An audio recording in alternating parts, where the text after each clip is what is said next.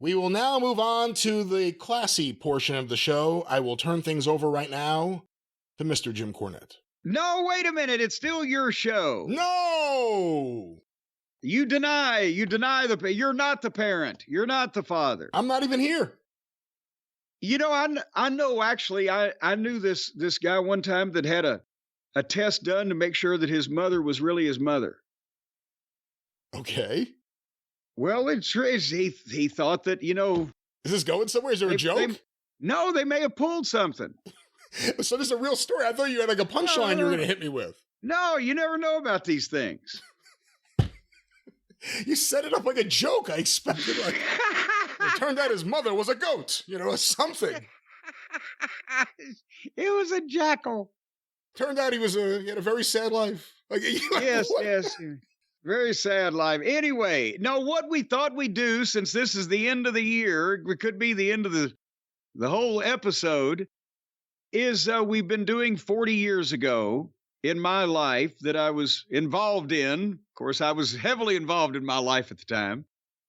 And we just got to the good part last month when we made our debut in Mid-South Wrestling, myself and Bobby Eaton and Dennis Condry as the Midnight Express. But as I mentioned, and you can find the clip on YouTube if you want to be brought up to date in detail, but we started going down to do television the day before Thanksgiving of '83. We didn't actually start until Christmas week doing the live events in Mid-South Wrestling. So I was still kind of, sort of in the Memphis territory until we went down there, right? But as you will see, kind of was more kind of than sort of. Because do you know what my all-time low in the wrestling business for a week was where I actually worked? Can you at least tell me how many times you worked? Well, I went once. But I'm not counting weeks that I've taken off in my life. I'm talking about if I worked in the wrestling business at least once that week, what is my lowest earning week ever? All right, so if you worked one super buttermilk show and there wasn't a big house, $25. Oh, God damn it. We had a $50 guarantee at least at that point. $75 was the least I ever made in the wrestling business for a week. And it happened in December 1983. Because remember, we talked about the B shows that they'd been running. Because when Lawler had been booking over the summer, he had 40 guys in the territory. And we talked about how many people were on the cards in Memphis, and that they started running 2 shows a night on most nights besides Memphis to book the B crew where they could keep all these guys working. And then Jerry Jarrett because as summer and fall gave way to starting the winter, that wasn't going to work because you couldn't run that many shows and those spot shows in the wintertime with that frequency, blah, blah, blah, right? And Jarrett's seeing what's going on, so he came in and started cutting that shit out. And that's where he started talking to Watts, and they were going to trade some talent. Watts wanted talent that he could build, and Jarrett just wanted to get rid of a lot of the talent that he had. And also Jarrett's business was down, so he was looking for something that was different, but he was looking to get rid of as many as he could because, well, remember, you've seen the cards. Even after we all left and went to Louisiana, there were still a number of guys there, and they kind of just filtered out to other places or disappeared from Memphis. They condensed the crew. And again, after you guys left, they started filling in with more people, not just the guys from Mid-South, but Randy Savage. Yes, and that's the one that they really wanted and that produced at that point in time in the angle with Lawler. So everybody prospered because the Memphis territory picked up, and at the same time, Louisiana took off. But in the meantime, going back to December, guess where I was December 1st of 1983, which, by the way, according to my date book that I'm looking at right here, was the first day of Hanukkah that year. Oh, there you go. So I received a wonderful gift. It was 1983. Could it have been a G.I. Joe I don't know.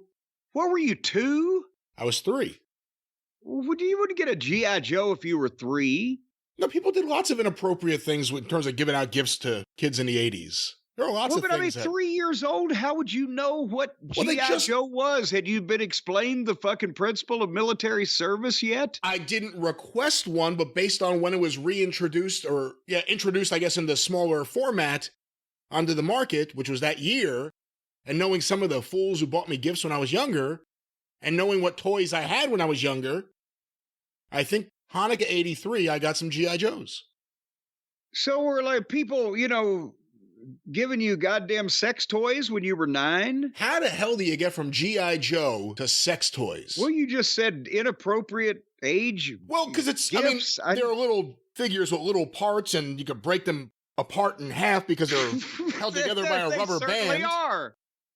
They're different parts, and you can take them on and put them off. It depends on what you get. Anyway, I was in Lexington, Kentucky at Rupp Arena. Oh, that's a big show then. On December the 1st, and I don't know why, because this is the only show that I worked that week from Sunday, November 27th until Tuesday, December 6th. That's the only show I worked. Because here's the thing. They had cut off the B shows, and Jared already knew that I was going to, his hands were clean now. They didn't have room for me on the cards, same as a lot of people. But now that he knows he's got me a job, and I'm going to go down there, and he's thinking, and Cornette's going to make more money there than half of my fucking roster just being the manager. His hands are clean, so he doesn't have to book me either, so they're saving the fucking money, right? So I was caught in limbo, in the twilight zone of I'm kind of still in the territory, but they don't really need me, and they know I'm about to leave. So that was my $100 week. I made $100 that night because the house was $18,000, which, by the way, was down for Lexington. That wasn't even 4,000 people. Is that the last Lexington show before Savage? December 83? I think it may, see, I don't have the card because I wasn't there for January, but if he didn't come in, it probably was. If he didn't come in the next one, he came in the one after that, I would think. Hold on. Wait a minute. Did we? No, we weren't there again. So I don't know is what I do about that. But he debuted it in Lexington either in January or February, off the top of my head. But guess who I managed? At the end of 1983, Dennis Condrey. You are partially correct. Norvell Austin. You are all the way correct. I meant Dennis Condrey and Norvell Austin against the fabulous ones, Stan Lane and Steve Kern. Wow. So I not only managed the original version of the Midnight Express, or one configuration of it, but I also managed them against one of the guys that would later on replace Dennis in the Midnight Express. But this was totally unrelated because I think, you know what? I know why they booked me there. Because when Watts came down to check everybody out and we went over the card and what I did that night, remember, I had helped fuck the Fabs out of the match with Condrey and Austin, correct? For the World Tag Team title. That sounds right. So they showed that on TV, and since they wanted to see me get even, or wanted to see the Fabs get even with us and me, because the Fabs beat us that night in Lexington, that's probably why they booked me there. So there you have it. So remember in Memphis that night, they came out during the Rock and Roll Express and Grapplers match, I think, wasn't it? Or the Rock, yes. Rock and Roll and Grapplers, whatever. Hold on, I've got my book in front of me. Rock and Roll and Bruise Brothers.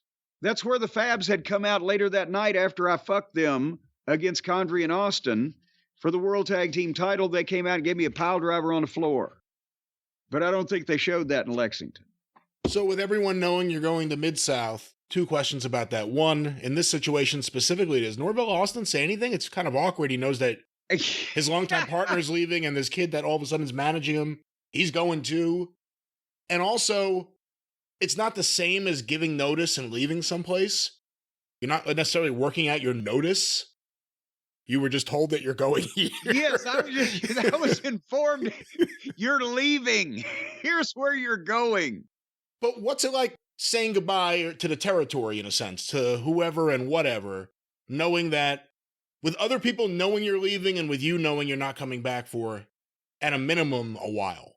Well, this was the period of time where all the guys were telling me that the fans down there were going to kill me. So that was the first thing. And I mean, the first thing they would come up is they would be like, oh, they're going to kill you.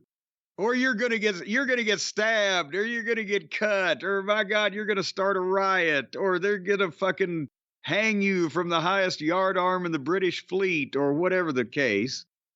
And that's why I'd started looking for a blunt instrument, something to carry. Because whatever shows I was at between our first Shreveport TV and when we started, the guys were telling me that whoever had worked that territory, which was almost everybody at one point or another. But also I was kind of nervous because, I'm like, well, at least I know how to get to all these buildings, right? But at the same time, I'm like, please hurry up, because this week I made $100. Here in a week or so, I'm gonna make $75. I had more money in the bank when I started managing from being a photographer than I did when I went to Louisiana after I'd been a manager for fucking 14 months or whatever it was. I was spending money at this point to stay in the wrestling business, but boom, this lo and behold had come up. So yes, so I'm just like, if we're going to do this, I wish it'd hurry up and happen. But yeah, I was going to miss, all the places that these are not only places that I'd been just because I've been in the business for a year, but I'd been going to most of these towns for years and years before that, shooting pictures, announcing, doing whatever. So that was going to be odd. But as they say, life goes on. And so was rent. Because after the first, I didn't work again until the 6th. And then they booked me in Louisville. And I have to think that it may be just because maybe Jimmy wasn't there. I don't know, but it was the Fabs over the Bruise Brothers. I was with the Bruise Brothers. So I don't know why. Or maybe they just said, we'll book him once a week, until he leaves so that they can't, Teeny won't get mad. I don't know. But here's the house in Louisville was $7,100. And I made $75. So Louisville was down at that point. And the previous December, which we'll get to in a second, I don't know if they did it this year or not, or that year, but the previous year, Christmas week to Louisville, they had brought Ruff House Fargo back to team with Jackie and handsome Jimmy Valiant against, I think, Hart and may have been Bobby Eaton and Coco Ware. I can't remember. But Ruff House had not been to Louisville since 1975. And his deal was he would come to visit Jackie wherever Jackie was at the holidays, usually in Nashville. So they booked him there, and they did over 5,000 people. It was I think, a record gate at that point with the price structure. And it was, it's just incredible. Those people were crazy. And now a year later, but we were doing 20 grand in Louisville for a lot of that time with the Lawler and Bockwinkel matches and blah, blah, blah.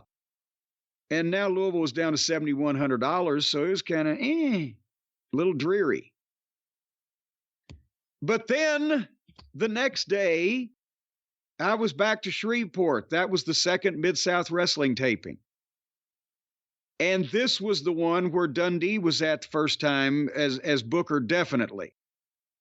Because remember, we've debated on whether he was there at the first one that we made or not. And I I think we kind of decided he wasn't, didn't we? I think that is what we thought. Yeah. Yeah. But anyway, so the point is the plane ticket that Watts or Mid-South Wrestling sent me alone to fly down to Shreveport from Nashville and back just to do TV cost more than the previous 3 weeks of money I'd made in the wrestling business. So I'm thinking, what the fuck is going? I'm in the witness protection program in my own home territory, and these people are flying me around. But we did 3 matches because that was going to stretch us through the Christmas, the holiday week with an extra TV. But we beat various incarnations of Mike Jackson, Coco Ware, and Randy Barber. And that's what Watts was doing. He was just putting us on TV every week, beating somebody. And he and or Jim Ross or Boyd Pierce would be talking about how goddamn what a tag team specialist Eaton and Condrey were and how dangerous they were, even though they were small, that their teamwork is phenomenal and that type of thing. Just so the people are seeing us for weeks before we show up. And that was, booking 101, right? Coco's there because he drove Lawler? Yes. As a matter of fact, that is the taping also where Lawler worked a couple of shows and Coco drove Lawler down from Memphis and got to work while he was there. And, because that was, they used Lawler on the TV as a courtesy because he was the big star from the territory that they were trading talent working with. And that was where Lawler was looking at, some of these guys. But they never had any intention of, and Lawler didn't have any intention of coming down and really working any dates. It was just, that was the return visit. I don't know if Jerry Jarrett ever went. I think he just told Lawler, go down and look and see what you like. Now that I think about it. Well, no, because it didn't go that time, but the original time, the what about the blowjobs, that was both of them. That wasn't just Lawler who said that, wasn't it? Well, that may have been before. See, I don't know that they went. That was before we showed up, maybe. But I don't know that they went to TV until then. I don't know. Or it may have just been Lawler and Jarrett remembered that he was there, wanted to know where all the blowjobs were.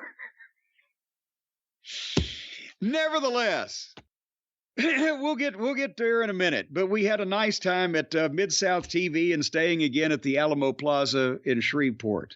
What were your first impressions of the crew in Mid-South beyond the wrestlers, the referees, the commentators, the setup, in terms of the, not necessarily professionalism, but just the way it was structured and run compared to Memphis? What were your first impressions?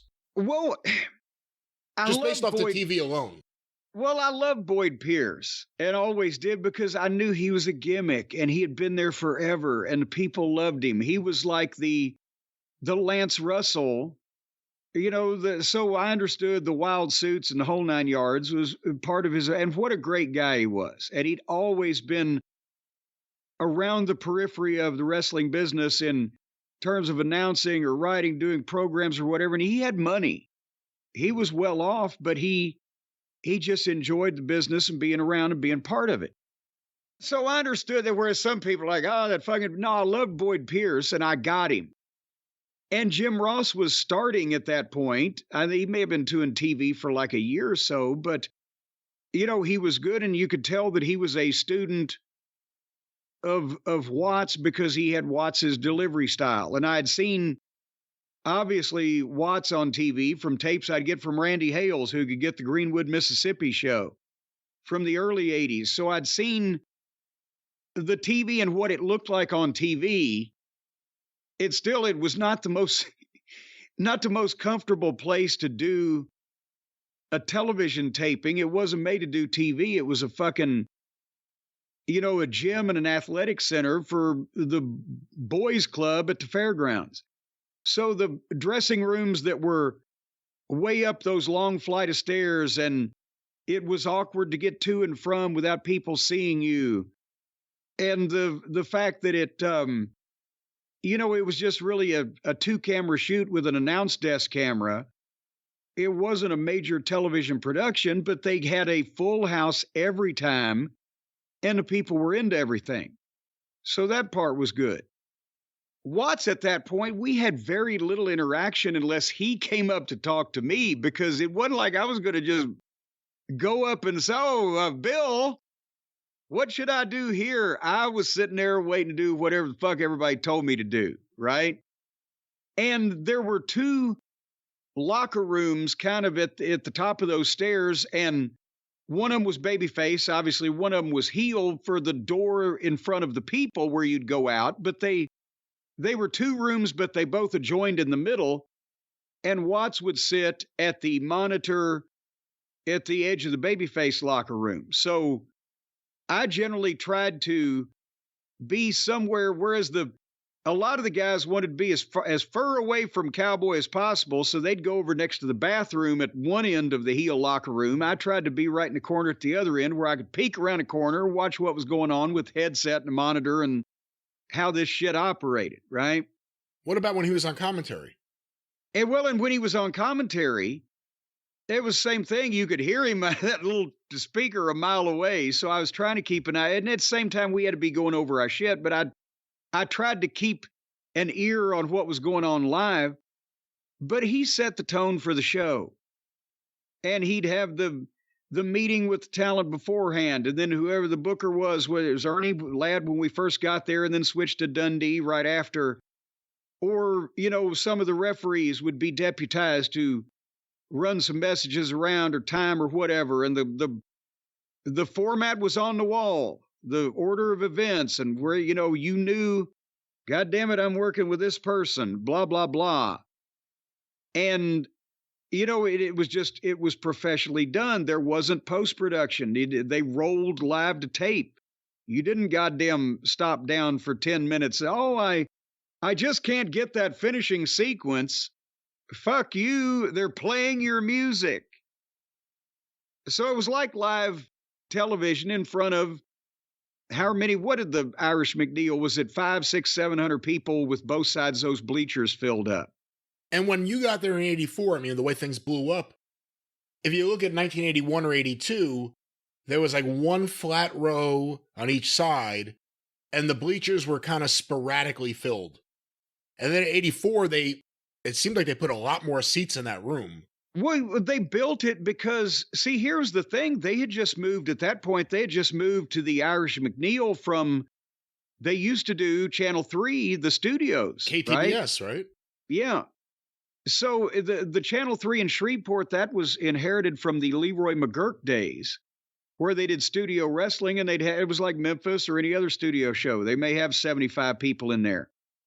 But Watts wanted an arena look without paying for an arena. So he kind of made one in this gym/civic center. And that way, he built it over time to where, because they still ran Shreveport at the Municipal Auditorium every 2 weeks. And it didn't draw big. Shreveport was never a big money town, but they drew steady. And then they also had that loyal group that would come to the boys club for the TV tapings, which they had to buy tickets to. They didn't let them in free. Was it $5, $6? I can't remember. And here's the thing. In 1983, by the way, $1 was $3 today. So any figure we give, multiply by 3. So that $75 week I was talking about, it was actually $225 in today's money. Oh, whoopee ding. But that was the thing, is every 2 weeks on a Tuesday night was Shreveport at the auditorium, and every 2 weeks on a Wednesday night was the TV taping. So they were running that town 52 times a year by the time they got finished. And before they went to the Irish McNeil Boys Club, KTBS was in Shreveport. So they were taping TV in a studio in Shreveport. Yes, because that's where we still did the interviews. We did local promos every Wednesday, whether we were in Shreveport the night before or not. And we would do interviews at Channel 3 from 9 o'clock until 3:30, and then go to Greenwood, Mississippi, or whatever the fuck. So that still remained, and that's where I was going to mention Reeser Bowden. Reeser Bowden had done wrestling for a while at that point, but he was a Channel 3 employee, an announcer, and that's why he sounded more like, doing the local mortuary update. And they phased him out while we were there because I guess they finally got the opportunity to. I don't know, but he was the one guy. He was so dry, you couldn't get anything out of him. And doing the local interviews, it was fucking death because he was eating up the time, right? You remember seeing him. I'm a big Reeser Bowden fan. If anyone wants to go back to the episodes of the Mid-South Wrestling Television Review with me and Mike Mills, we review everything up to the end of 83. Lots of Reeser Bowden audio. It's hysterical because it's not just that he takes his time saying everything. There are times that stuff's happening and he's holding the mic and he's amused to be around it all. Like his reactions are not the typical wrestling. Actually, bemused, not even amused, but bemused. Yeah, he starts smirking and making faces at the camera. And and remember, there's the famous blooper out there that actually made America's funniest video TV show of some description, not even about wrestling, was when Scott Irwin, Super Destroyer, got all fired up and was doing the promo and fucking kicked the podium, but Reeser Bowden was sitting behind the podium on a bar stool, and the rung of it got hung up in the podium. It got kicked over. It kicked the stool out from under him. He went over backwards and didn't even act surprised at that, and almost killed him. And he still was, So he was that was death. But anyway, otherwise it was a different way of doing television. The studio was more intimate. We didn't really do a lot of live interviews except in the ring, in the Irish McNeil. He'd put guys on commentary a lot, but it was at the same time, I'd seen some of these TV shows before, and I knew he's going to have incredible matches, the angles. I'd seen DiBiase working with fucking Dog and all the stuff they'd done with the Duggan introduction and the Rat Pack and all this other shit. And it was good television even before we got there. Imagine that. I have an example of Reeser if you want to hear a little here on the show. Please do. I won't play too much of this, but this is Reeser Bowden from 83 introducing a Hacksaw Jim Duggan promo. Tonight, beginning at 7:30 at the Mississippi Gulf Coast Coliseum, we can guarantee lots of excitement all the way down the wrestling program. In the main event, Tiger Conway Jr. and Mr. Wrestling 2 will do battle with Kamala, the Ugandan warrior, and, listen to this, General Skandor Akbar himself. Hacksaw Butch Reed from Atlanta will tangle with Super Destroyer, also from Atlanta. You'll see Tim Horner meet the Black Ninja. But listen to this. It's not over yet. Chavo Guerrero meets Hacksaw Duggan. Go marching in! Oh, when the Yanks go marching in, I'm proud to be in the number when the Yanks go marching in. A singer yet? I'll be stopping. There's Reeser Bowden. That was it. It was like he was a 30s radio announcer. Ladies, do you poop out at parties? Do you stoop and strain? Try a bottle of Dr. Proctor's Red Rectum Rockers. See, he would take his time, but the other thing is there was like a Groucho Marx / John Landis thing to him where like something would happen and he would look at the camera and like raise his eyebrows. A little slyly, yeah. But anyway, so the point is, first impression was, I'm just thinking, oh shit, what have we gotten into? And I'm lucky to be here, apparently, because everybody says this thing's going to work. We'll see what happens. What was Dennis saying? Because he's kind of the leader of the group at this time, right? He was positive it was going to work. And see, the thing is, he was right in hindsight because he was looking around the locker room and we were completely different. And they had tons of talent, but the people had seen not only those guys, but their style and that style, and a change in booking and a change in in ring at the same time, he could tell he and Bobby could outperform, not try to knock everybody else, because they were all, Watts's football players that were 300 pounds. And it was great to have some of them individually, but to have all of them at the same time, we were completely different. And like we've said before, I was about as far from Skandor Akbar in terms of gimmick and personality. And the fans were scared of Akbar. They wouldn't try to go up and punch him. He's the one, because he kicked the fucking shit out of them. He was the one they put Drano in water guns and tried to hide and shoot him in the eyes when he walked by over the cop's shoulder. So, that's why it was open season on me. Did you already know that the Rock and Roll Express were coming in? Or that anyone else that was your size, other than maybe Terry Taylor, that anyone else was coming in? No, because we knew Terry, because I think Terry came with us, didn't he? He was the first one. But no, the Rock and Roll, I don't think we knew until we started the house shows, at least at Christmas time, because they didn't pop up until, what was it, January or February? And we weren't going in there with the thought of, oh my God, as soon as we get the program with Rock and Roll Express, because we hadn't had any programs yet. There was no Midnight Express, Rock and Roll Express history. And obviously Dundee said, well, he was going to push us to the moon because Watts was telling him to. So he picked Ricky and Robert, said these guys can have a better match with Butte and Dennis than any of these other guys down here. We started out with Wrestling 2 and Magnum TA so that we could win the belts and establish ourselves as the top heel team, so that then these underdog baby faces would come in and chase it. And no disrespect to 2 and TA, but 2 was not going to be taking fucking bumps like Ricky Morton at that stage of his career. And Magnum was still, what he'd been in business 2 years, he was green. And he'd never been in that main event position before. So it wasn't like we were going to have a long rivalry with them. They were already the champions there. We had to have a program with them to come out with the belts. Not that it fits in here, but while I'm thinking about it, I'm going to ask you, were you prepared for just how hot Houston was going to be for everything that happened in 84? I mean, they go crazy for the Rock and Roll Express. JYD was already huge there. But your matches, I mean, all the footage is out there, including some matches without any commentary, which were even better, because you really get to hear the crowd and feel everything. You know what you're getting in Louisiana. Everyone's saying they're going to kill you. Did you know about Houston yet, what it was going to be? Well, we kind of got the idea real quick that time.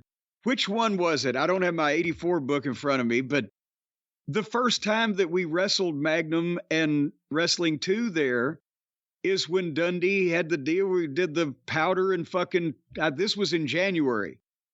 Powder in 2's eyes, and he's blind, and Magnum's foot is tied up in the ropes, and he's hanging upside down, and I'm on the apron of the ring whipping him with my belt while Bobby and Dennis are working Wrestling 2 over with the racket and the bells ringing. And Paul Bosch didn't know. He didn't bother in the minutia of the finishes, right? He knows that the new booker has come in and they've got some new talent, and he's all for stuff like that. But they didn't run that finish by Paul Bosch, and he went crazy because he's in the back, because we found out later on the people were starting to rumble.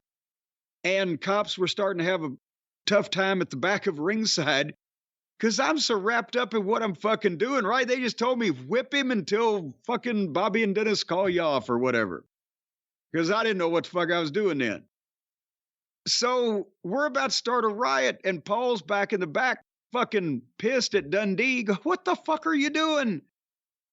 And he comes out, and you see it on the video. You've seen this particular match where he comes to ringside, and the people are screaming and they're throwing shit. And when he reaches up and grabs me by the shoulder, the place not only pops and blows, but it cools off at the same time. Because it was like Paul's stopping it. We don't have to. And because he grabbed me, this was not called for in the finish. I mean, he did this. He grabbed me by the shoulder, and I looked around, and there's Paul fucking Bosch, the promoter of Houston. I'm making my first main event appearance in. I look over my shoulder. He says, "Get out of here now." What the fuck? And then I watched this not long ago. Somebody retweeted it or whatever the fuck on YouTube. I go over and I'm trying to tell Bobby and Dennis, and they haven't had the same experience, right? Of looking fucking eyeball to eyeball with Paul Bosch. They get out of here now. And I'm telling them, we got to go. We got to go. And they're like, yeah. And they're throwing another kick or whatever. I said, no, we got to fucking go. And and we get down on the floor and they have the cops swarm us. And like New Orleans, which we'll talk about in a few minutes, these are not security guards or, the rent-a-cop, as we used to say, or, ushers or what. These are uniformed and on-duty Houston police officers that are equipped right there to fucking take you down, handcuff you, and take you to jail and have the authority to do so instantly, right? And they get around us, and we do that flying wedge, and that's the first time I realized how tight that fucking aisleway was, right? In the back, or to get to the back, you had to go through ringside. When ringside was full, it was very crowded and narrow. And then when you'd get into an open area, before you'd go under the general admission seats, under an overhang and through the locker room door, there was an open floor area where they could start chucking bottles from the balcony at you. Because we also found out about the Sam Houston Coliseum. If you waited till about 9:30, quarter to 10 on a Friday night, if it wasn't sold out, they stopped watching the doors and people could sneak in and go up in the bleachers and see the fucking main event for free. And they'd bring bottles in and chuck them as you left. But anyway, so part of the problem is when it comes to a whipping or a strap angle or anything, you had a way of doing it so you looked like you were really violent and angry and unstoppable and not going to stop. I got a lot of complaints. Yeah, but no, and here's the thing. I was doing these for the first time, right? So I was laying them in, poor Maggie, right? And after a while, I learned how, okay, you double the strap up so it makes a better noise. And if you swing this way with your shoulder, you don't have to put the oomph in it with your elbow. But it was still landing. And on a Clash of Champions, I apologized to Bobby Fulton ahead of time, and he knew, it was.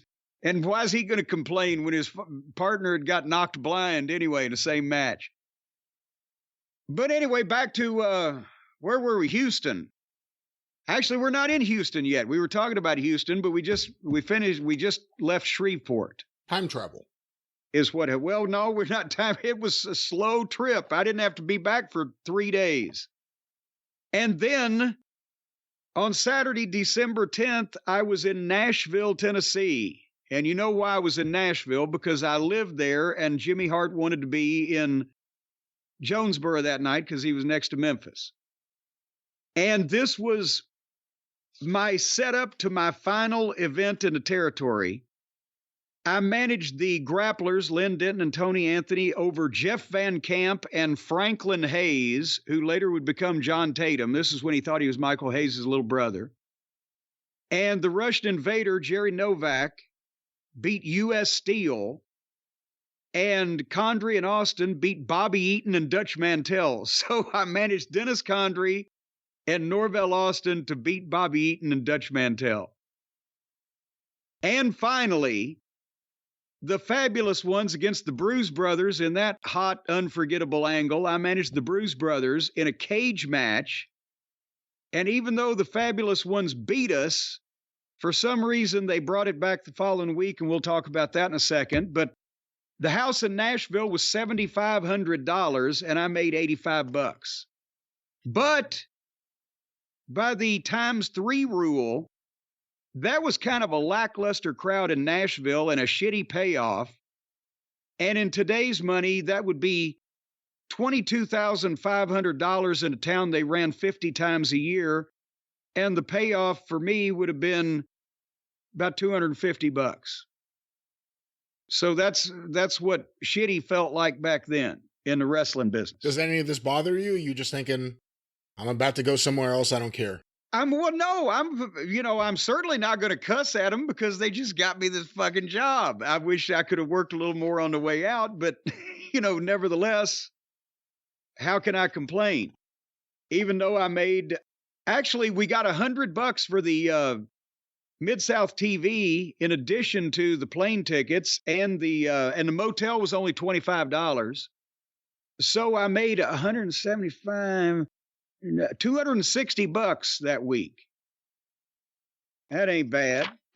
And then from December 10th, I was off until the following Saturday, December 17th. This was my $75 week. And do you know? Okay, go ahead. Are you paying attention to the gimmick table, to the photo sales that are no longer yours? No, I couldn't get out there. I would have had to walk through the people to get out there. But I was missing the. Are you thinking about it at that point? I'm thinking about it.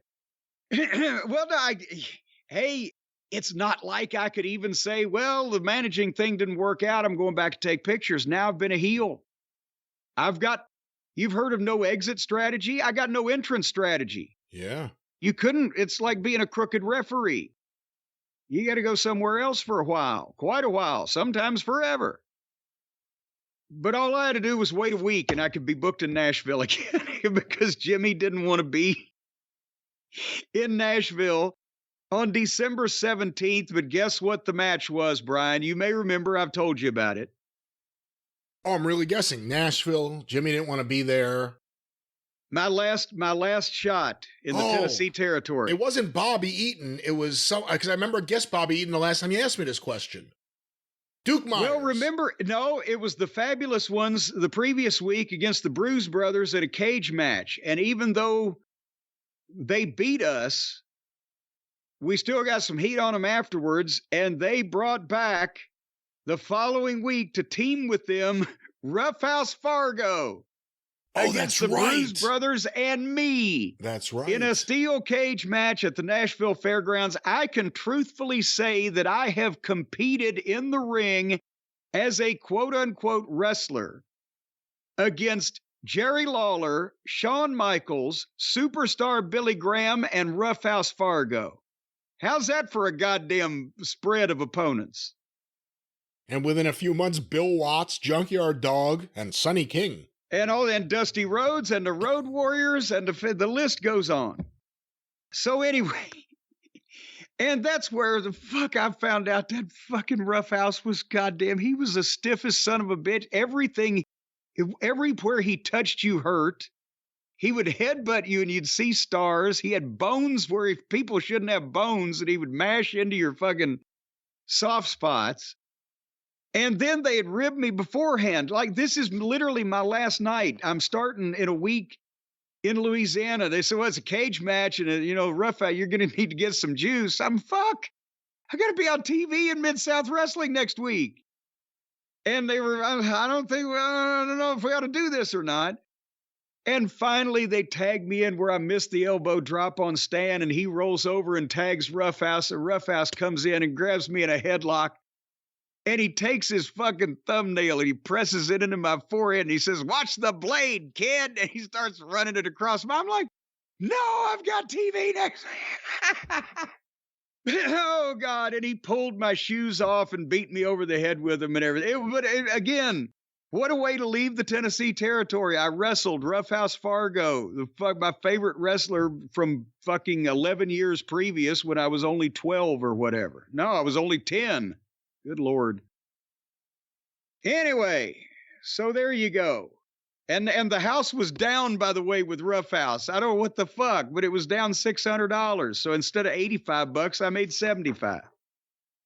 Anyway, then from the 17th, I was off until Christmas Day because on December 24th, Bobby and Dennis and I, all three drove down to Alexandria, Louisiana. And if anybody wants to, for this part of the program, Google map or whatever you do, just a road map of the state of Louisiana, just so you see where these towns are I'm about to talk to you about. But then imagine 40 years ago, they didn't have any north-south interstates in the state of Louisiana. Interstate 10 ran from Houston through Lake Charles, Louisiana, Lafayette, Louisiana, Baton Rouge, into New Orleans, and over to Biloxi, right along the coast, right? 300 miles to the north, Interstate 20 ran from Dallas through Shreveport, Louisiana, Monroe, Louisiana, and over into Jackson, Mississippi.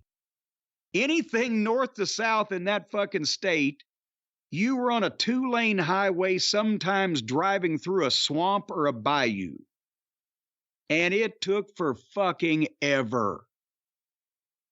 And Brian, you kind of know the history of the Louisiana wrestling territory, and that far back as 40s, 50s, 60s, it was maybe the Welches or the Fullers had opened up southern Louisiana as part of the original Gulf Coast territory. The Fields family had things to do with it. There was always local promoters involved in either in front of the scenes or behind the scenes in wrestling in Louisiana because of not only the commission, but you needed a local person to pay the right people off in the state of Louisiana.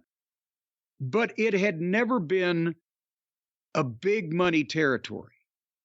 And it had never been a place that got a ton of publicity in wrestling.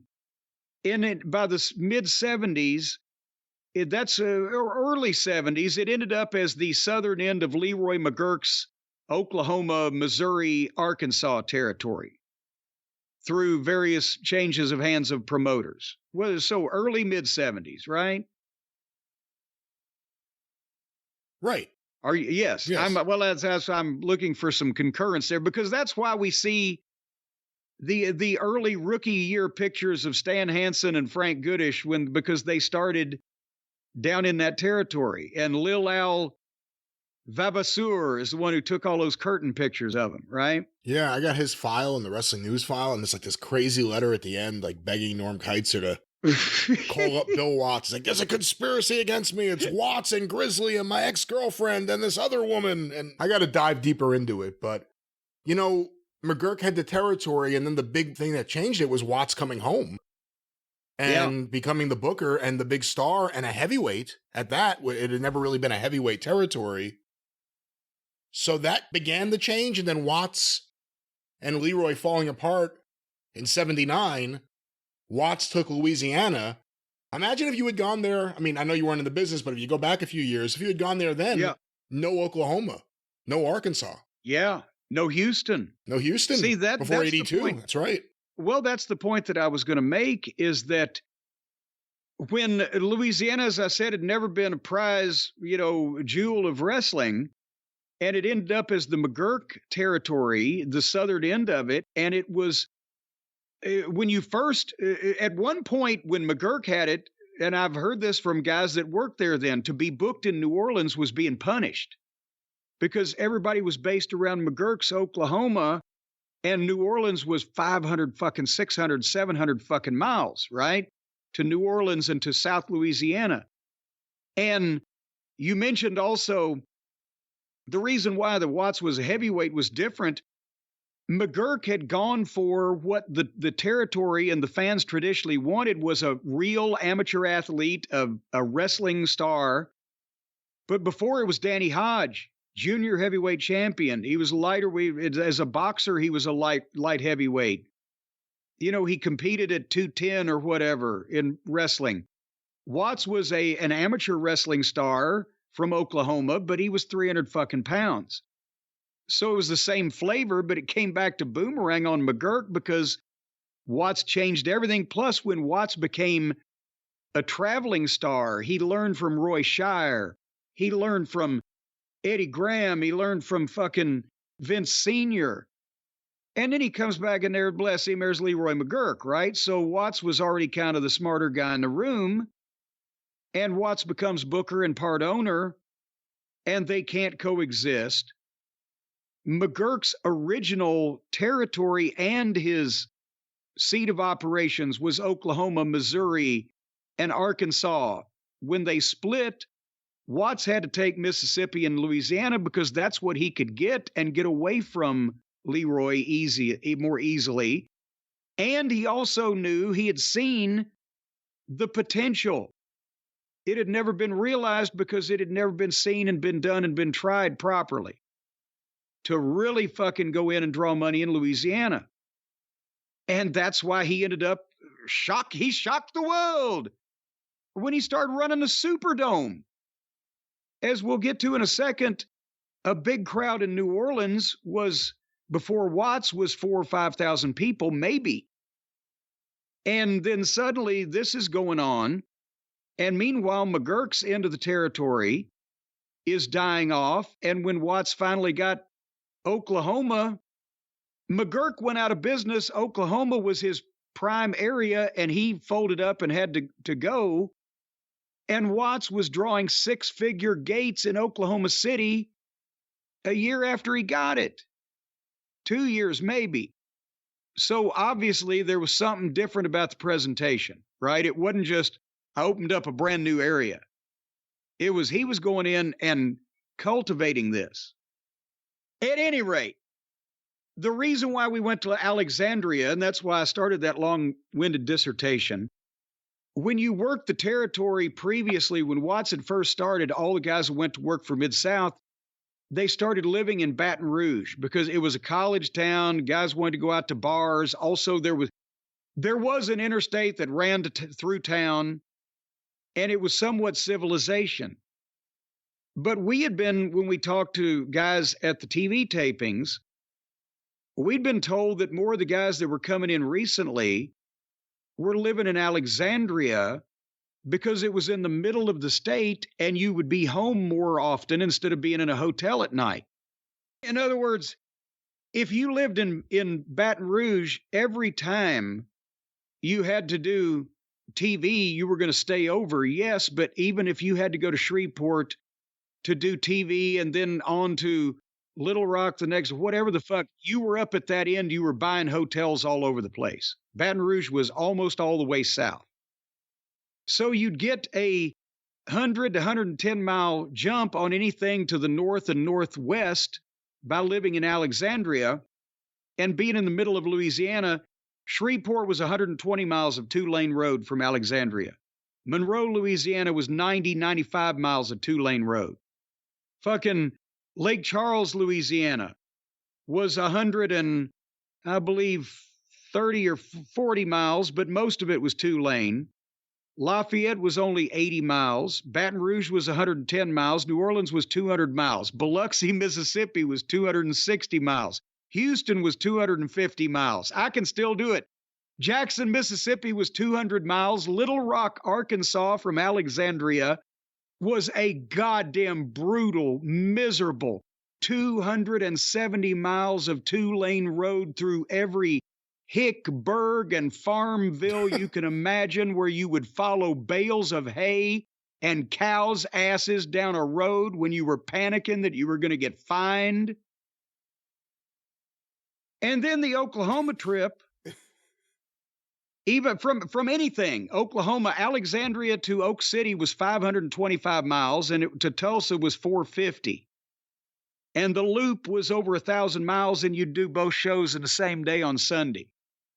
So many times we would leave Saturday night, drive straight to Oklahoma City, do the show, bop over to Tulsa, do the show, and then drive back to Alexandria and get home about 6 o'clock on Monday morning so we could sleep until noon and get up and leave at 2 o'clock to go to New Orleans, which was every Monday night.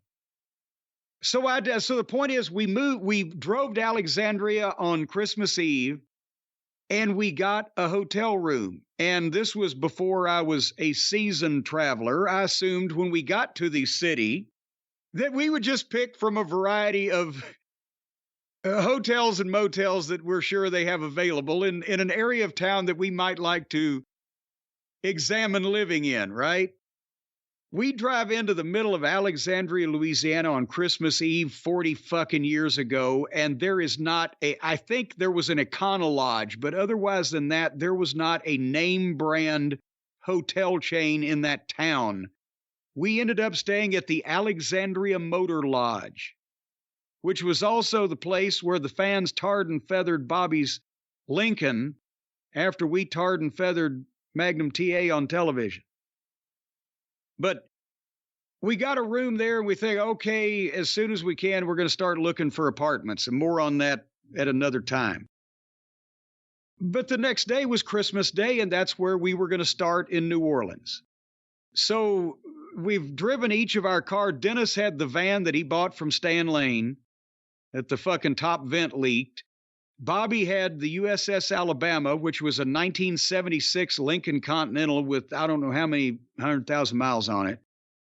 And I had my Datsun Maxima that I'd gotten for good gas mileage when I'd wrecked the first car I got when I got into business. We'll tell that story another time as well. But now, you know, and Dennis had a little Christmas tree in the front of his passenger seat in his van when we drove down on Christmas Eve. So it's Christmas Day. We get up. We don't want to be late. So it's 200 miles to New Orleans. We've never made this trip. We see a lot of it is 2-lane. So we leave about fucking, I guess, 2 o'clock in the afternoon, which at that time was plenty of time to get somewhere. And we get down there, and Brian, this is the first time we saw the downtown municipal auditorium in New Orleans, Louisiana, the Dog's House. And it was winter time, and that means even when we got there early. It was still dark, and we were scared. I don't know what the neighborhood looks like now, but it was not hospitable to 3 fucking country boys who had never been to New Orleans before. When we went there for the first time, you could tell the downtown municipal auditorium was like a lot of the older buildings in some of the major cities, the Kiel Auditorium in St. Louis, Ellis Auditorium in Memphis, that had wrestling matches in the 30s, 40s, and 50s. But before they built regular sporting arenas specifically for basketball or whatever in cities, they had these megalithic old auditoriums in these downtown parts of town that would hold boxing or concerts or goddamn political conventions, right? They were all-purpose buildings. And this thing was huge, and it stood not, when I say downtown New Orleans, I'm not talking about Bourbon Street. I'm talking about the actual the old downtown part of New Orleans where you would see the old office buildings and, you know, in the distance, courthouses or whatever. But it was not a great neighborhood at night, and especially, you know, if you were sideways of the Junkyard Dog, that's the building where the stories have always been told about the time that DiBiase turned heel on Dog. Grizzly Smith had to drive DiBiase out of the building in the trunk of his car because the people were waiting to kill DiBiase. And they knew who Grizzly was. They didn't know what Grizzly was, but the fans all loved Grizzly because he was the representative of the promotion. And he would regularly drive his car into one of the garage doors in the back of the auditorium. I'll tell you why in a second. And if it necessary, and that night he took DiBiase out in the trunk of his car. The fans weren't going to harm Grizzly, but they were going to kill DiBiase. This was an old building by every stretch of the imagination, probably built in the 20s, maybe the 30s. And you parked even the wrestlers, in the parking lot adjacent to it across a side street. And that's why we always tried to get there early. The cops there discouraged the fans from hanging around the back door where the wrestlers came in before the show and after the show as well. But if something happened hot, as it often did with the Dog in his heyday, then they would legitimately, Brian, you've seen cops from Mardi Gras where they have the cops on horseback, crowd control, riding horses through people to herd them, right? Yeah. They would do that to get the angry fans away from trying to kill the heels that had fucked with the Dog. They'd have the cops out on horseback. And ironically, by the time that we got there, inside the building in New Orleans was probably one of the safest places in the Mid-South Territory. it was scary as fuck in the dark, especially going from your car in the parking lot to into the door, and then you were fine, and then going out again. If you had any heat, but you'd get an escort going out. When I first started getting Mid-South tapes when I was much younger, I was always trying to figure out, what does it say on the barricade there? And then you realize once you get a better quality copy, oh, that's the police. New Orleans police line. That's what I was going to say. They had such trouble in the downtown auditorium in wrestling matches at that point in time from the 70s. And then when Dog got hot and they started turning people away and etc. Tony Zane was and I liked him. I'm not insulting him. He was a job guy. He was from Rome, Georgia, started out with Arn Anderson. They started together, just doing little indie shows of the time, Outlaw. And he got booked down there. I think it was summer of 82 or something like that. And he was just doing jobs in the opening matches. He ran into the ring in New Orleans to do a pull apart when the top guys, the top main event stars were fighting. And he was just a nameless guy there to pull them apart. And when the fans hit the ring and stabbed him, he showed me the fucking scar. He's like, and so I'm thinking, my God, and I've heard these things, right? And I'm like, now I'm going to New Orleans. But by the time we got there inside the building, they'd had so much trouble that they had instituted the security measures that they took. And that's what you saw in a lot of those early and mid 80s tapes was they didn't have, again, security guards or ushers. They had on-duty fucking New Orleans police that don't take any fucking bullshit whatsoever, right? And that's the building where the door, and many shoots have told about this from Duggan and DiBiase, where if the fans hit the ring, try to get the heel, the cops would drag them and throw them in the room, the door right next to the back door, and let the heel go in for 60 seconds or 120 seconds or whatever the time period was, and then throw the fucking fan out the back door in the alley. That's the door the wrestlers were coming in and out of from the parking lot I was talking about. And so all that had gone on to the point where now they had bicycle rack New Orleans police line barricades like they have at Mardi Gras, you see on cops, and they had, well, the Midnight Express and Road Warriors tag title change in 88, the NWA World Tag Title. That was from the downtown auditorium in New Orleans, even though it wasn't Mid-South Wrestling. The police and the building determined that perimeter. The promoter didn't have anything to do with it because they kept getting sued. So you had 15 feet easily from the ring to the front row with this police barricade and police in uniform with guns sitting all around on the other side of it watching the crowd. And you had to come out a side door from a backstage area because, again, this is like an old convention hall type of place, Asbury Park maybe, right? So you were in a big area, and then you went right down a short aisle that the cops walked you by. You didn't have to go through the people, and you were already at ringside because of the configuration of the building. So inside, by that point, that building was safe. But in its day, the job guys got stabbed. That's how bad it was. And when did you buy your bulletproof vest? I didn't buy it. Remember? When were you given? Yeah, that's right. When were you given it? It was warm weather. So I'm going to say probably down there in Little Rock, May-ish, springtime, late spring, early summer.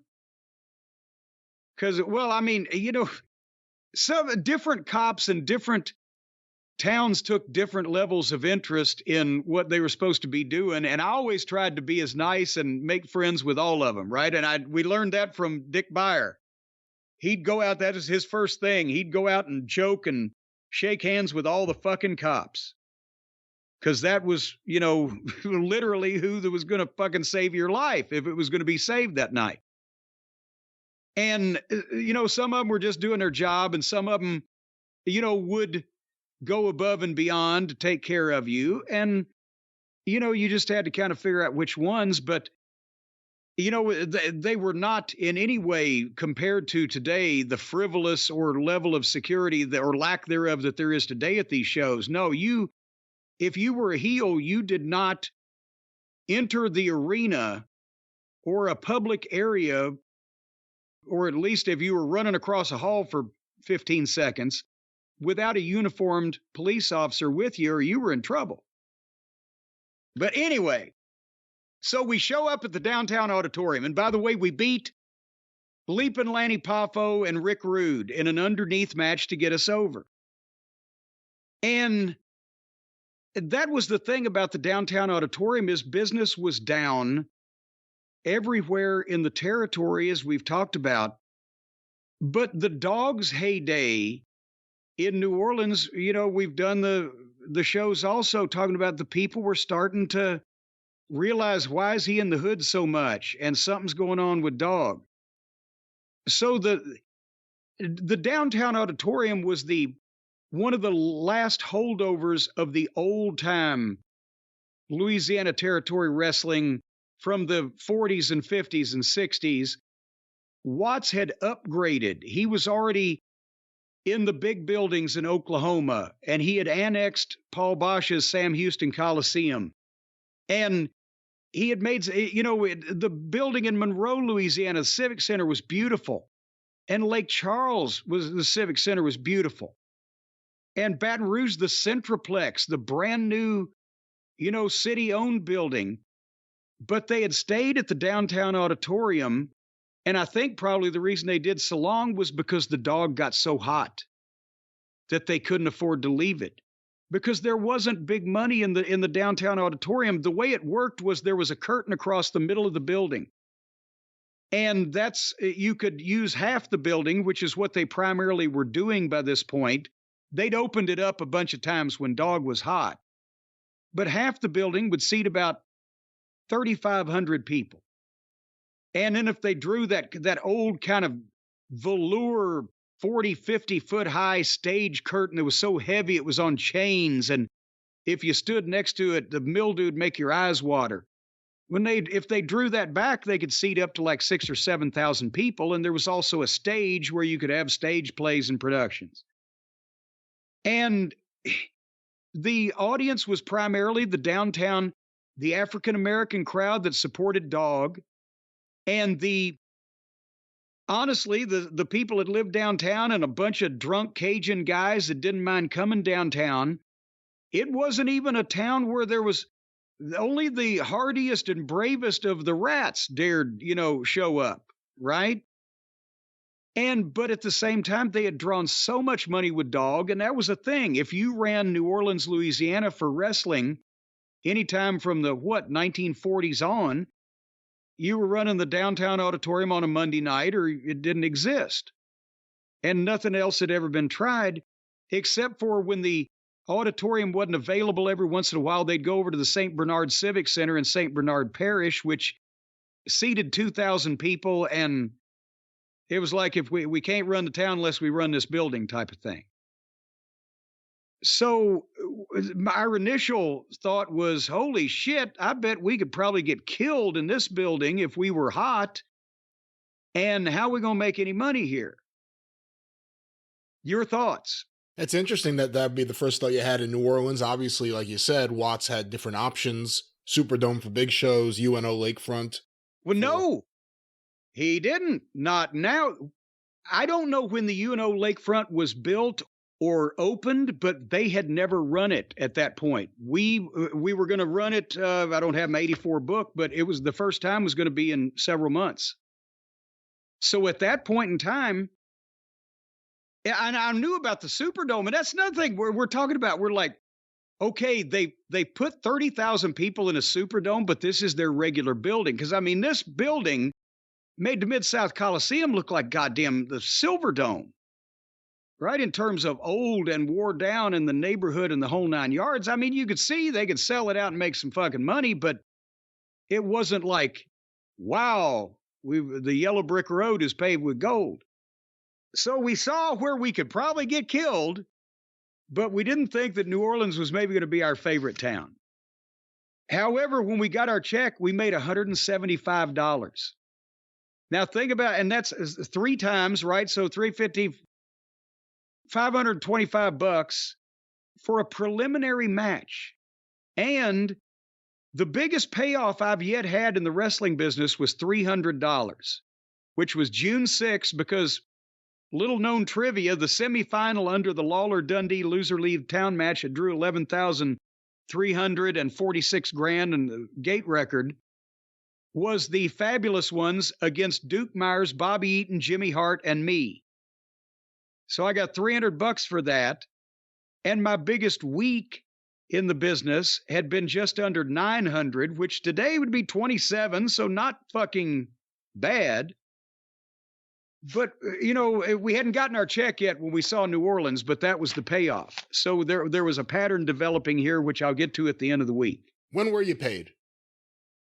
Well, that's the thing. You got your check on Wednesday mornings at interviews in Shreveport. When the talent would walk in, baby faces were at one table, heels were at the other table with the formats and the list of the promos we were going to do, and your check with your little name showing through the window, right?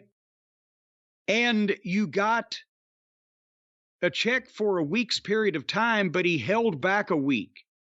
So the first check you got was 2 weeks after you started working. He held back everybody's money for a week because that way if you walked out on the territory, no-showed without notice, left hotel bills, or otherwise fucked up, he had some of your money he could pay all the shit with, so the people weren't hot at the wrestling company.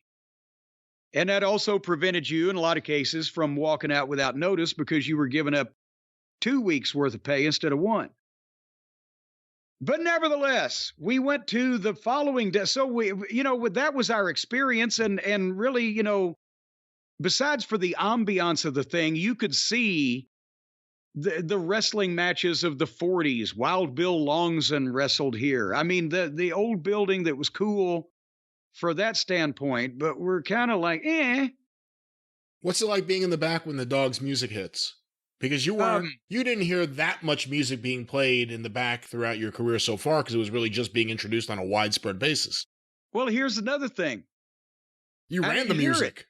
No. I ran the music a lot, but no, I didn't hear the Dogs music, because when you went in that door in the downtown auditorium, you would turn left, you'd be in like this big open area place. Like I said, this could be a convention hall or whatever. They could have fucking exhibitions in this big open area, and you would walk all the way down and go behind this other wall, and there would be a room where you would dress in. So by the time you got down there, you couldn't hear what was going on outside. If there was a run-in, you had to plant yourself in front of the door, or elsewise you wouldn't be. You had to peek out the actual door down the aisleway to see what the fuck was going on in the ring. Or in some cases, you could stand over in a dark little corner next to that door, still behind bicycle rack railings, if you wanted to scope out the other talent that was available. And in terms of music, this is the first time you're going around with your own music for the Midnight Express. How do you handle that? Yes. Who's running the music and what do you do? Well, I was proactive at the start because being used to being the spot show ring announcer and fucking, fallback, whatever, fill-in announcer, I always had like 5 copies of our cassette tape in my bag, but we put a boom box in the trunk of the car, whatever car we were taking to the shows, until it got to be a common thing that every building had a cassette player. Because back in not every building we were working in even had a fucking cassette player. So you would stick the fucking thing in the boom box, turn it up, and hold the PA mic in front of one of the speakers. That was how you played the entrance music. So I always had our tapes, and we always had a boom box. But with Mid-South, except every once in a while on a spot show, Grizzly was taking care of the box office and shit, but Jack Curtis was in a lot of the towns supervising who the ring announcer was. They had either their own boom box, and then I think Pee-wee, Randy Anderson, one of the referees, because he had Dogs music. So they had, even though not everybody had music, and I think we were maybe, besides the Freebirds, we were probably the first heels in Mid-South to do music. They had already kind of played it, so they had the structure in place. But it was still a new thing, and most people didn't have it. Have we just blown some of the younger fans' minds? I mean, again, That's why I bring this up, because it's so easy to think that this is all just an everyday occurrence. All this stuff was introduced with music during this period of time. Yes. And, within the previous, couple of years, it all started to come together Leroy Brown was in 77. That wasn't, repeated often. And then the Freebirds started in 79. So we were still in the first few years of it. But 84 is the year that Mid-South really embraced it, not just with ring entrance music for, like you said, heels like you, and tons of baby faces, and the Rock and Roll Express would come in, Fantastics would come in, PYTs would come in, but the music videos too. And that was the big thing. Even WWF, obviously Memphis really got it going with this. This was the beginning of a short period of time, the era of the music video, before people worried about rights fees or anything. Well, and that's why Jerry Jarrett sent Randy West, his son-in-law, down to Louisiana to teach Joel Watts how to edit the MTV music videos. And I'm not sure that it ever translated. Joel he wasn't a rock and roll kind of guy. He did all right. He did all right. But he was a good guy, but I don't know if he was a rock and roll video editor. But that's the thing with Jerry Jarrett. He did, again, he was not like a rock and roll fan, but he had the mind to think of things. You can see him telling Randy with the spit cup, right? Randy, make them baby faces a video like they got on the cable on my TV that they've just started playing, because I think the girls is going to like that shit.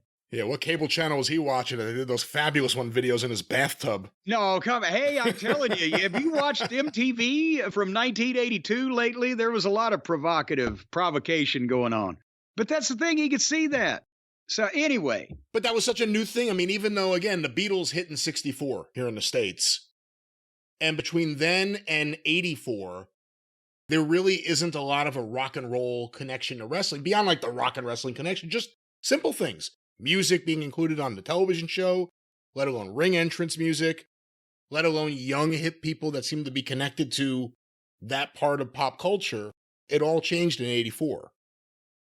And you've got the fabulous Jackie Fargo to thank for it. If he hadn't put those two young men together and called them the Fabulous Ones, and they hadn't done that video, why, nobody'd remember MTV today.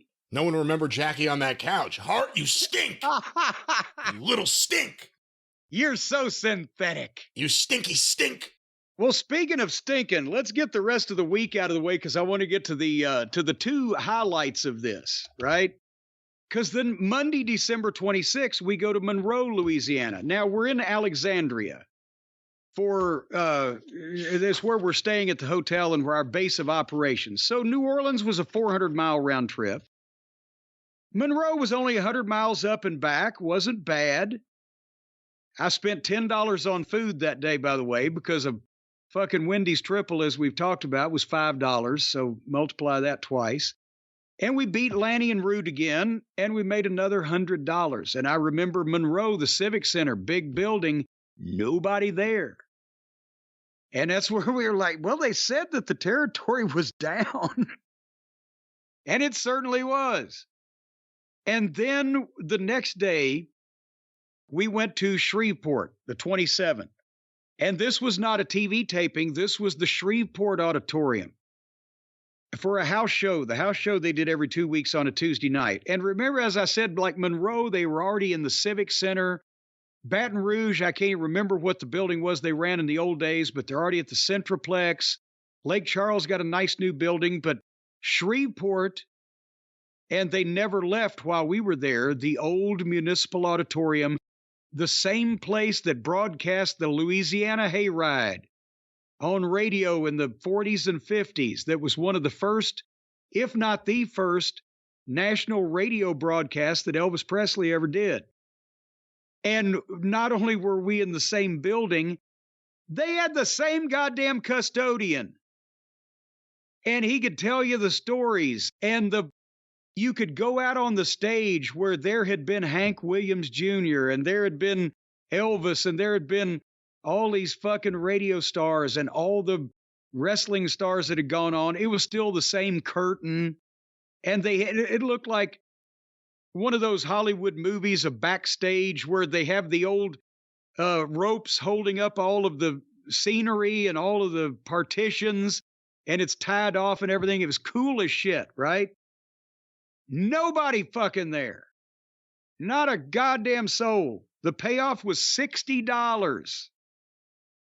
And again, because they ran that place every 2 weeks for TV and every 2 weeks in that building, and they had been since wrestling had been in Shreveport. That may have been the oldest building that they had in the goddamn collection of them. It was a cool building. And that's where Sputnik Monroe, for quite some time, lived in Shreveport and worked, I think, I believe he was a security guard at that point, or he may have been working for some factory. But nevertheless, he told the story of where back in the late 50s, I guess, when Buddy Fuller had opened the town. You remember that he would always take Sputnik wherever he, went with him, and Sputnik had got over there. And so then he'd gone on to somewhere else, and they called him back in because they said, you got to teach these guys how to take bumps. So he set up the contest where if you could take a backdrop and kick the ring lights, because at this old auditorium, they had the old like upside down bathtub looking ring lights, right? You can see them in the old videos, the old films. If you can take a backdrop and kick the fucking ring lights, they bet like $50 or whatever. Whoever can do that gets it. So what Sputnik did, he was in the main event. He watched guys all night taking backdrops, can't get up there. And then finally, right before the main event, they take an intermission. Sputnik goes and pays the old custodian that can raise and lower all that shit from the stage. While nobody's looking, he lowers the ring lights 5 feet. Sputnik goes out and takes a backdrop and kicks the fucking thing. Ding! Wins the money. Anyway, it was like the old days of Louisiana wrestling at the Shreveport Auditorium there, and there wasn't a lot of people there. And we beat Lanny and Root again. And we stayed over, and I'm going to say that on December 28th, this was either the only time or one of only 2 times that Bobby and Dennis actually went to local promos. Okay, you remember at the start of our run there, you would see them standing there in the back wearing sunglasses and glaring menacingly, or at least Dennis was menacing. Bobby was Bobby. But then you never saw him again on the local promos because Watts realized, well, fuck, they're just standing there. I don't want them to talk. I want Cornette to talk.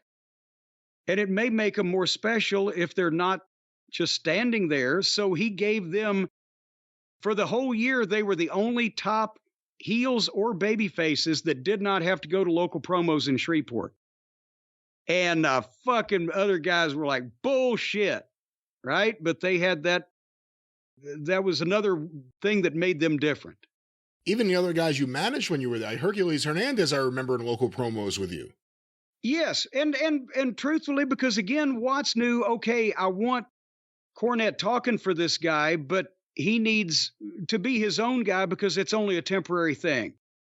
Whereas he had intended to make us, me and the Midnight, a match set. With the other guys, it was just to help them out and to augment. But he still wanted to show the guy off and let the guy have a chance to say something. So he could, And then later on, I ended up selling Hercules to Akbar, as you'll recall. I do. That was the era of selling wrestlers to Arabian managers. To rich Arabians, yes. And now they just sell wrestling shows to rich Arabians. The wrestlers get to come home afterwards. But so we did interviews at KTBS, and we did them from 9 o'clock until probably 3 in the afternoon. And then we were off that night. It would not always be that way. As a matter of fact, most of the time it wouldn't be that way, but we got a chance to go back home and get home about fucking 6 in the evening. And the following day was the most disturbing day yet in our parade of terror this week. That was our first exposure to Biloxi, Mississippi. You had to go 2 lanes, 100 miles to Baton Rouge, hop on Interstate 10, go all the way through New Orleans, all the way over to Biloxi. Was 250 miles from Alexandria. That means a 500-mile round trip. And, oh, by the way, did I mention in Shreveport we made $60? I think I said that. But when we got to Biloxi, we saw that it was the Mississippi Gulf Coast Coliseum. I don't know if a lot of people have been there, but Biloxi, Mississippi, it used to be another town in fucking Mississippi until, I guess, in the 70s, somebody realized it was on the beach. It's on the coast. It's the Redneck Riviera. It's not far from Mobile, Alabama, and Pensacola, Florida, but it has its own beach, and they started making some resort hotels and this Gulf Coast Coliseum that seats, to my memory, somewhere around 12, 13, 14, 15,000 people, which I don't know if there'd been that many people in Biloxi until 1936. And Watts was, I don't know where they used to run wrestling in Biloxi before Watts opened. I know it wasn't here. And the house, and by the way, remember that I would say in those days, the average ticket price in Biloxi was probably about $8. The house was $8,000. There was 1,000 people in this fucking building. It looked like an AEW television taping. And again, we made $100. We beat Lanny and Rick Rude, bless them. But we're thinking, fuck, we heard that the territory was down, but now this is a building that seats more people than the Mid-South Coliseum, and there's only 1,000 people in it. And what they did was they did the curtain thing, right, where they only used part of it.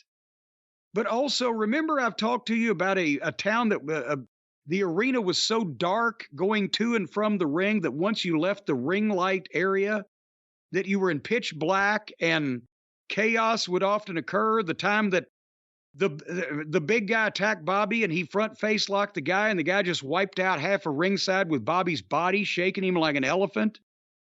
And the fucking guy that was going in his pocket to get something, and I kicked him in the fucking nuts and all that shit because it was so dark, right? That was Biloxi. And the smaller the crowd, the more they know they can get away with. They're in pitch black with nobody obstructing their fucking getaway.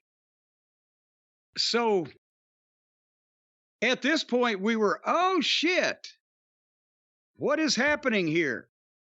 And then I'm 500 miles back and didn't get back till fucking 3 o'clock, or not 500, but 250 miles back and didn't get back till 3:30 in the morning. We had plenty of time to think about it.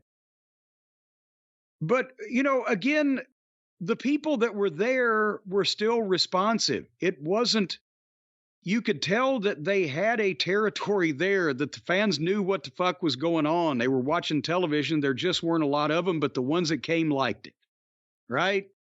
And you could tell that they were also, even in smaller numbers, they were more dangerous than the Tennessee fans, who had seen a lot of shit, right? They'd seen a lot of chaos, and after the 70s, they kind of backed off on being dangerous. But these people, they were still in their 70s period.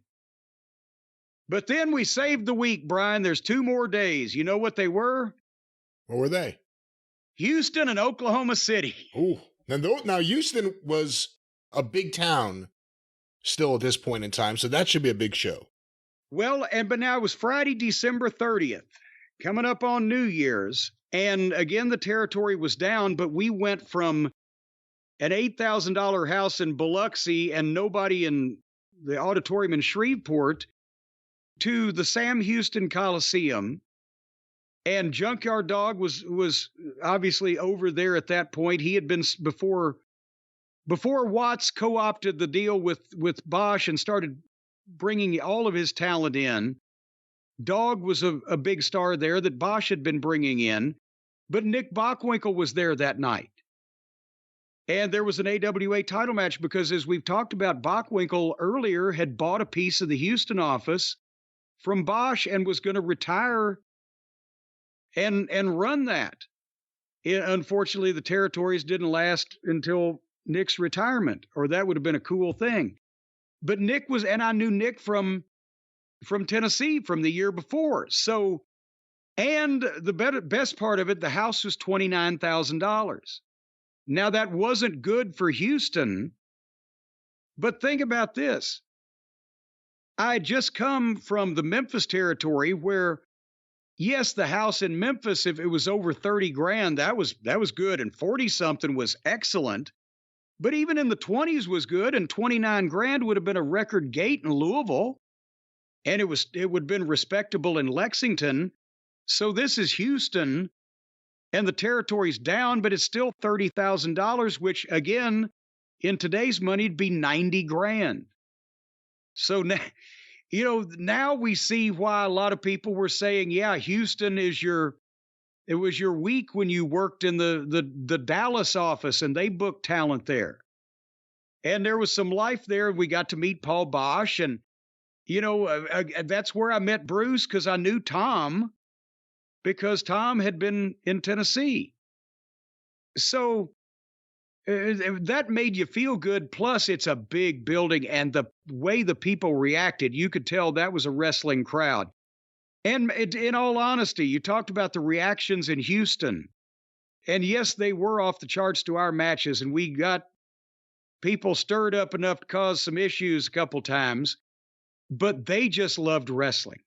And they went apeshit over a lot of the fucking matches. And, it was a chance to go back in time, because they had wrestling in Sam Houston Coliseum in the 40s, but it was still a major building and it was thriving, at that time. So that was cool. We got the best of the old and the best of the new. And that's also where I first got to see how they did the Houston Wrestling TV show, which, as we've talked about, was an hour and a half long. So they not only used the Mid-South TV from Shreveport, but they augmented it with local stuff that only the Houston market saw. Paul Bosch hosted the interviews. He got a chance to get up there and do them on the PA in front of the live crowd and in the line of fire. And, that was great experience also. So that perked things up considerably for the tone of the week so far. And then we got our first taste after the Houston show of the Oklahoma trip, because I mentioned that Houston from Alexandria was 250 miles. So was Biloxi. Remember, we were on Thursday. We came back Biloxi to Baton Rouge. Then you go northwest up to the middle of the state to Alexandria. The following day for Houston, that's why the Biloxi Houston was a goddamn energy sapper. You felt like a zombie. The next day you would leave and you would go in the opposite direction, the same amount, about 100 miles of 2-lane. And then you'd get on Interstate 10 that you took to Biloxi, but you'd be going in the opposite direction and you'd go to Houston, and that was 250 miles that way. So you were literally 500 miles from the town you were in the night before. And then from Houston to go to Oklahoma City, we had to drive to Dallas that night, 250 miles, and get a hotel room. We probably got there 3 o'clock in the morning. And we got a hotel room and stayed in Dallas, and then went on to Oklahoma City the next day, which is another 200 miles. Now, because this was December 31st, New Year's Eve, it was not the normal Mid-South schedule. Normally, every other Sunday, Oklahoma City at the Myriad Arena was a 2 o'clock matinee show, and then Tulsa at the Assembly Center was 7:30.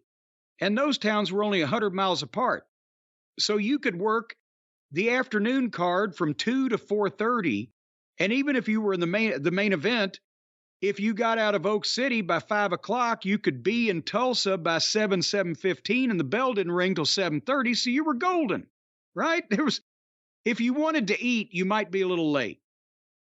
But in this case, it was New Year's Eve, December 31st, 1983, and we were booked in Oklahoma City, and we'd never been there before, and we'd never seen the building. And the only thing we could think is, how the fuck are they going to draw a house on New Year's Eve? Because, I mean, I know I'd only been in the business for a year, but I don't remember as a fan ever going to wrestling on New Year's Eve or seeing that it was run on New Year's Eve. And it's still not a common thing, and it wasn't a common thing even in the 80s, right? Can you think of famous New Year's Eve or any New Year's Eve shows that you remember? Not off the top of my head, no.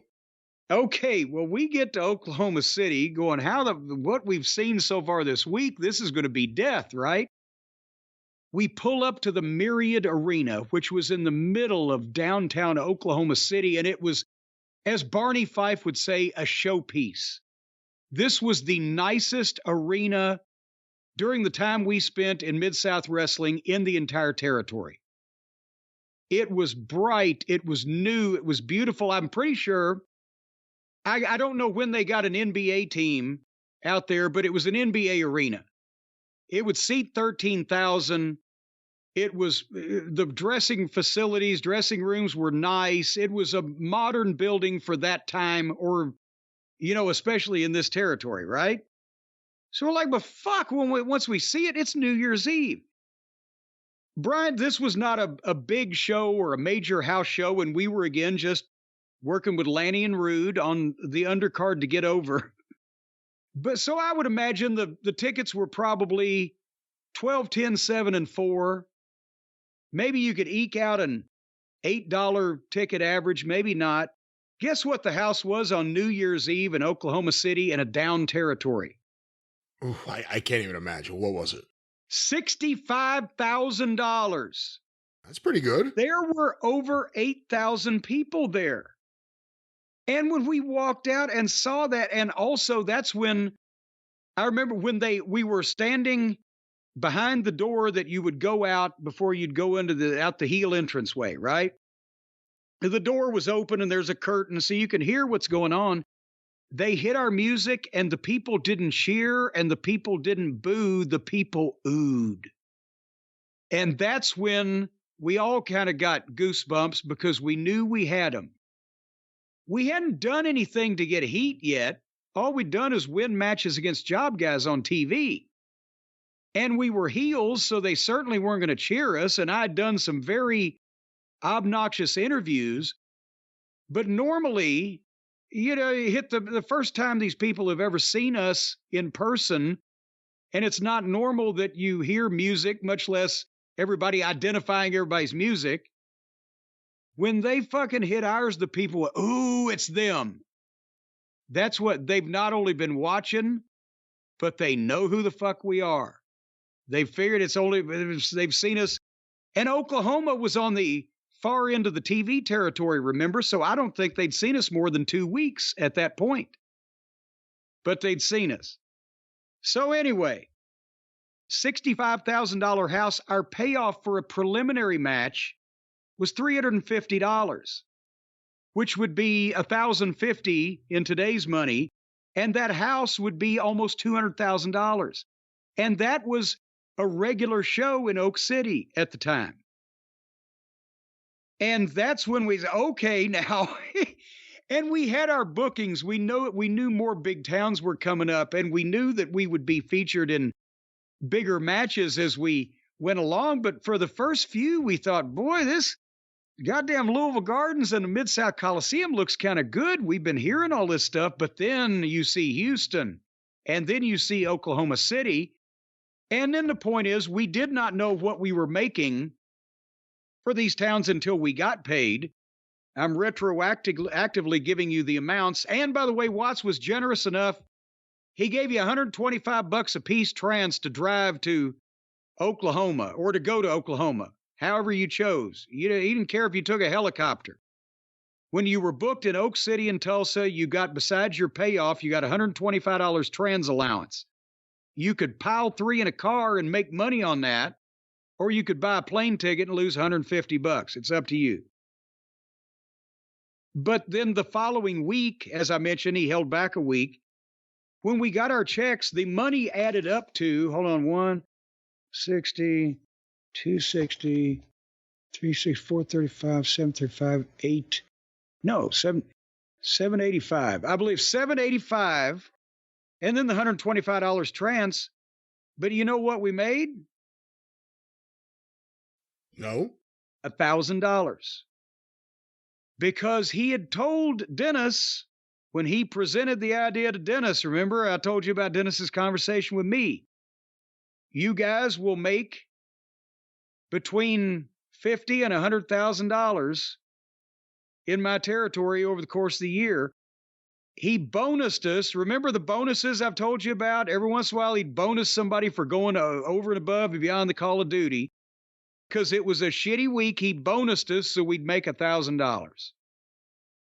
So my first week in this territory that is down, that I saw some of the houses were the shits, and we were in preliminary matches, was the biggest week I'd had so far in the wrestling business, and today it would equal $3,000 in today's money. So that's when we finished the week on a high note, and we got our check, and we kind of, okay, obviously this is going to work, it seems.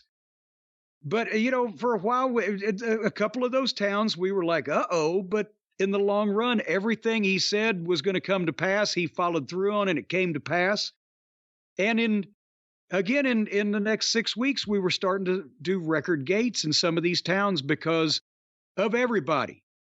Because of Dundee's booking, because of Watts' ability to talk us all over doing that stream of consciousness, television announcing, because of our work being different and honestly a little more heat getting than what they'd seen, and the change in the talent and the blah, blah, blah, and the philosophy and the whole 9 yards. But still it was, the potential was, you could see was there because he had so many bigger markets and so many more big buildings than the Memphis territory did, that if you could even do moderate business in all of those markets, you could make a fortune, which he did, and he did.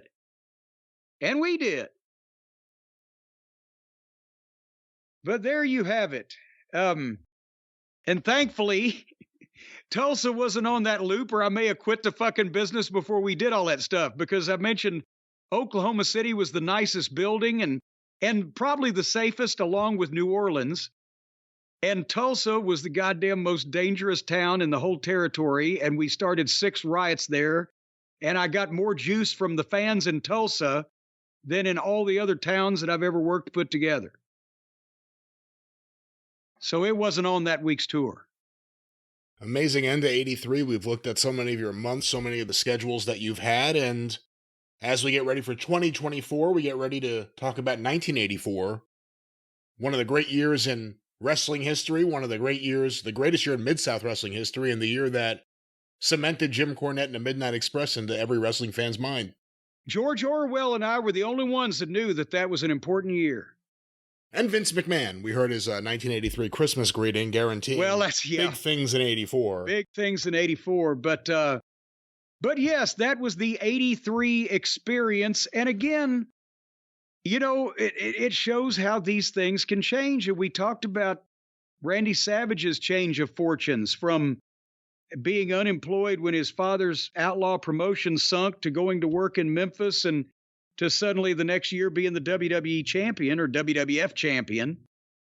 I went from literally making $75 a week in the wrestling business. 2 weeks later, I made $1,000, or $225 and $3,000 as we've adjusted for inflation, and went from being the absolute most dispensable person on the roster to it arguably and kind of in effect the heel that was responsible for a larger territory's record year in business in weeks.